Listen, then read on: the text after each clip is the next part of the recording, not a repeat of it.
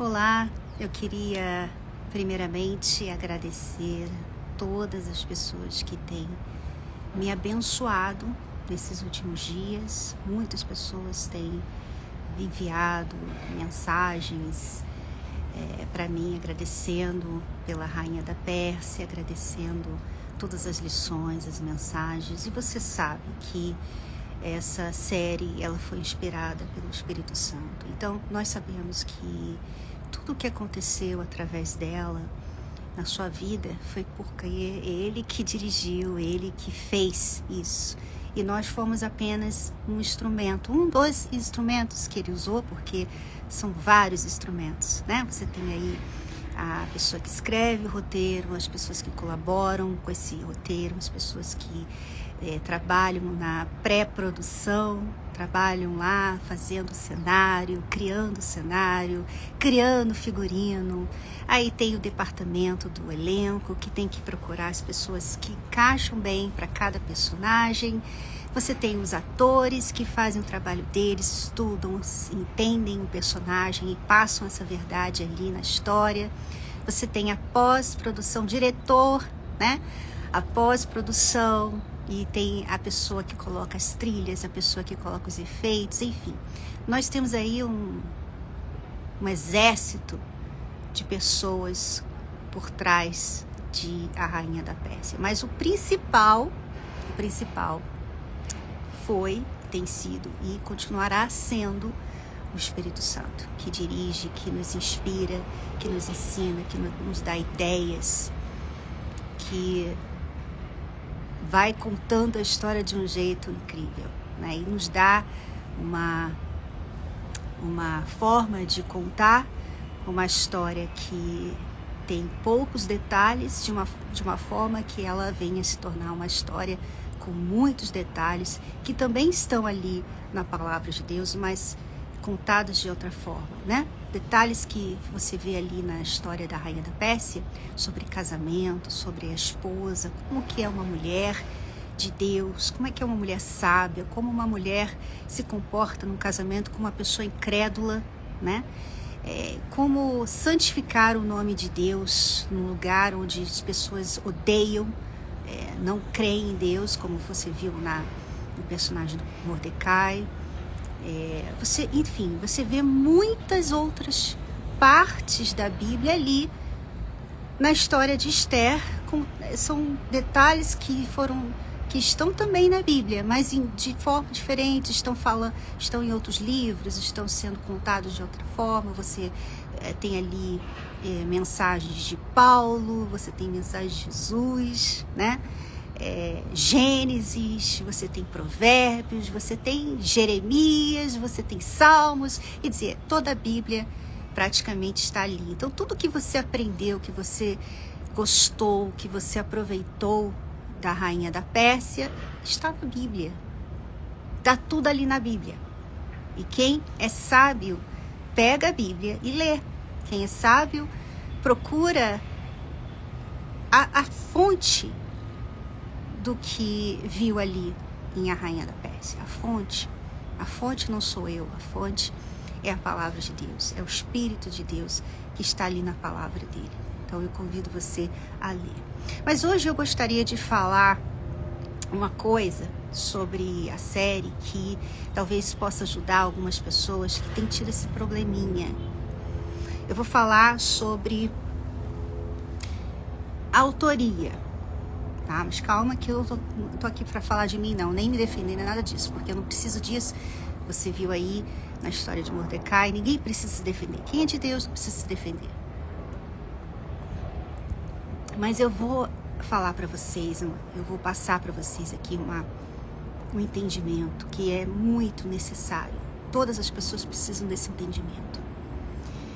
Quando você escreve uma história, primeira coisa, você tem que saber para onde essa história vai, né? Então, como, por exemplo, quando eu comecei a escrever sobre a história de Esther, eu pensei, aonde essa história vai acabar? A Bíblia não fala ali da morte dela, não fala que ela teve filhos, não fala nada sobre o fim dela. Só fala o que aconteceu até a festa do Purim e acabou. Então a gente não sabe, historicamente não tem nada sobre Esther, e pouquíssima coisa sobre o Xerxes que se tornou Assuero. Pouquíssima coisa se fala, né? Nem assim detalhes importantes como ele foi morto.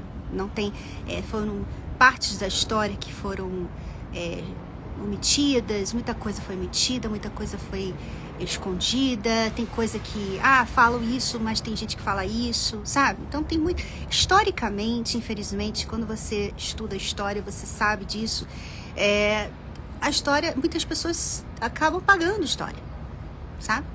Eles apagam a história e colocam a história que eles querem. Então muita coisa que aconteceu na história foi apagada. Então você não tem muita coisa para se basear muitas vezes. Até hoje, por exemplo, hoje muitas pessoas querem apagar o Holocausto, como se não existisse, não tivesse existido. E se não tivéssemos aí fotos, né? Na época de Esther, na época de Jesus, na época de Paulo, a gente não tem fotos. Então, não tem como provar o que aconteceu. Mas, na época do Holocausto, teve fotos, né? Então, fotos, imagens, vídeos. Então, se não fosse isso, já tinha sido apagado também da história. Porque tem muita gente que se envergonha do que fez, do que foi capaz de permitir acontecer.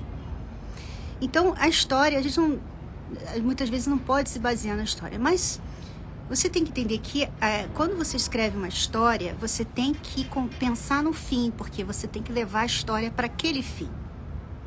Então, eu quero levar a Esther para aquele fim. E eu não vou contar aí o final, porque eu sei que muitas pessoas ainda não assistiram o último capítulo, vão assistir hoje na Record.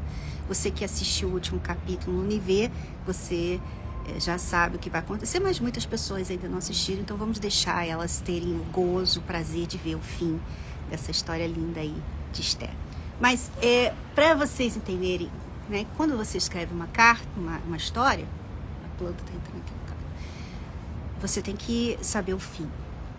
E se esse fim é feliz, então se você tem esse fim feliz, por exemplo, você tem aí, às vezes, por exemplo, vamos usar a história do Saul, do rei Saul, né? Você sabe que o fim da história dele é ruim, porque ele se mata, né? Quem assistiu a série Reis viu isso, viu como ele foi decaindo, ele foi caindo, foi uma decadência gradativamente ali. Ele começou bem e foi ficando ruim, foi perdendo toda a essência até chegar ao ponto de um dia cometer o suicídio, né? Então, o autor, ele já sabe o fim da história, então ele tem que trabalhar para aquele fim. Tá. Nós já temos uma história. A história de cada um, Deus já escreveu. Deus já escreveu a sua história. Ele sabe para onde você vai. Ele sabe para onde eu vou. Ele sabe tudo o que vai acontecer na minha vida. Amanhã, depois de amanhã, daqui a um ano. Tudo. Ele sabe o que eu vou falar amanhã. Ele sabe tudo sobre mim, sobre você. Deus já escreveu. Ele já tem a história, sabe? E o que acontece muitas vezes? As pessoas não confiam nele como autor. Então, elas fazem o que muitos fizeram comigo, no capítulo 28. Me xingaram, me odiaram, falaram mal de mim. Aliás, já estou acostumada com isso, né? Tem muita gente que gosta de fazer isso na internet. Criticar quando não gosta da forma como está sendo contada a história. E muitas pessoas fazem isso com Deus, né? Você perde aí um ente querido, acontece alguma coisa na sua vida, você perde um emprego, você fica doente, alguma coisa acontece. E aí você se volta contra Deus. Vamos lembrar aqui que se não fosse a Esther na vida do Xerxes, Então,